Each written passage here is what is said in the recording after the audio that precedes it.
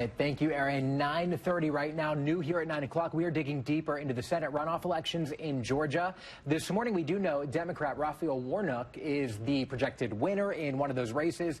That gives Democrats a chance to then flip the Senate. Now, in the other race, Democrat Jon Ossoff is claiming victory. He is ahead of Republican David Perdue, but so far, no outlets have actually called this race.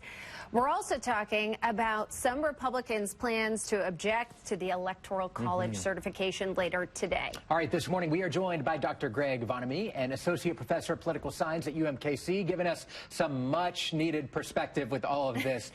Thank you so much for being here at 9 o'clock.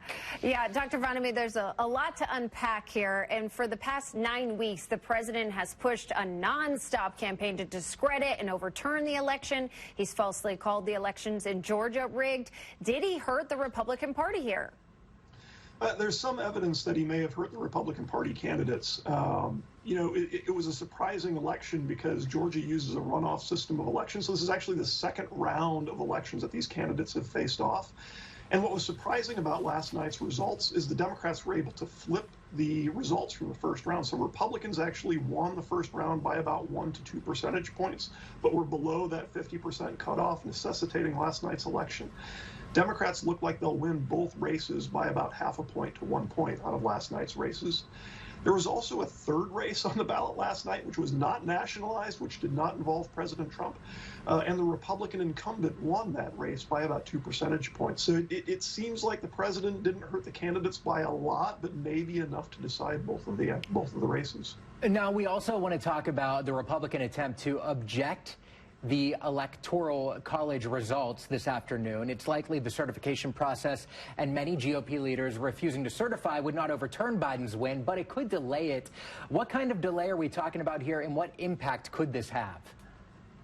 So in terms of the delay, like when things will be official, there's very little doubt that Joe Biden will be certified as the Electoral College vote winner and the next president.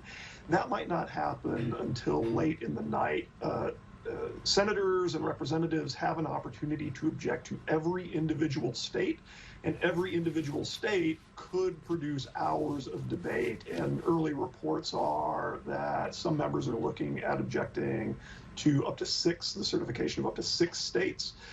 So it could be a long night for members of Congress, but there's very little indication that at the end of the day, Joe Biden will not be certified as the Electoral College vote winner.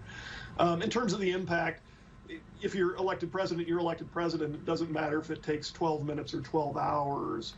So there may be long-term implications for future presidential elections, but the immediate impact is likely to be pretty small. And just to clarify, does Mike Pence have the authority to actually block Joe Biden's win? Because the president seems to think so. No. So the way the Electoral College process works is you need 270 Electoral College votes to be elected president. States have already certified more than 270 Electoral College votes for Joe Biden. This is only, so the mechanism, the process that we're going to go through today is only a process of Congress counting the Electoral College votes and certifying that the states have followed their own procedures and their own certifications. Dr. Vonnahme, we also do hear a lot about GOP leaders and conservatives not accepting the results. I mean, that is what's happening in D.C. right now. However, it is worth noting that there are conservatives who understand the formal acceptance and certification of Biden is not only what people did vote for here in November, but it is what's right according to democracy and the Constitution. So are you seeing more conservatives beginning to lean that way? And is there any sign of, no, they're actually just still remaining behind President Trump? Is there this kind of awakening or shift? So there will be 2 questions going forward. The first question going forward is what happens with President Trump's future? Is he able to maintain this political movement and loyalty among members of Congress and others with political ambition? There's also a longer-term question that you raised, that what does this mean for the legitimacy of our institutions, not only the president, but our Congress to govern if a significant portion of the electorate of our citizens reject the legitimacy of the election results. Yeah, it'll be really interesting to see what happens today and what happens to our political system in general. Dr. Greg Vonnahme, thank you so much for talking with us this morning. That was my pleasure. All right, we'll see you later. Have a great day. Certainly could be implications for, years to come even. 9:34 right now. Let's get you over to Kelly Taylor. She is standing by.